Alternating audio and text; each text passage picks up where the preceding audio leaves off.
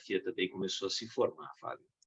Maravilha. E, Arthur, na arquitetura, nos prédios, está a história dos municípios, né? Está a história dos países, e, em especial, a história do Brasil e, no caso, a história de São Paulo, né?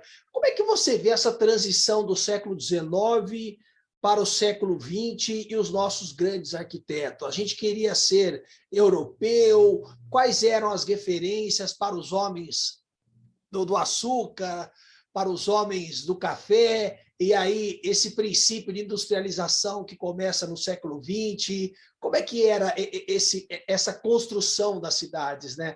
Porque eu acho muito interessante você ver a Avenida Paulista, chão batido, né? Inacreditável, né?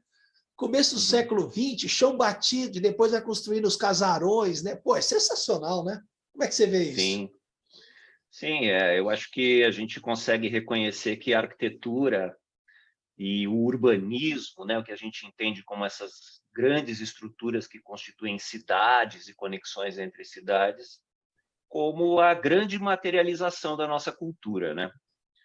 Tem uma expressão muito bonita do Júlio Carlo Argan, que ele diz assim que a história da arte como história das cidades, né? Que nós vamos encontrar nas cidades as grandes obras de arte, né? Então é como se fosse uma redução infinita, um pouco como aquela condição das bonecas russas, né? De que dentro da cidade você tem os edifícios, dentro dos edifícios você tem as obras de arte, você tem os museus, as escolas, as bibliotecas.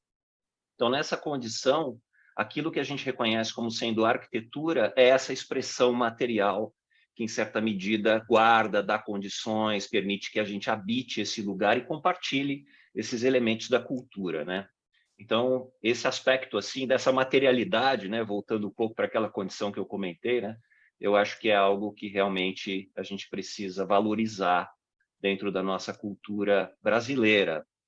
Falando sobre esse aspecto que você mencionou, né,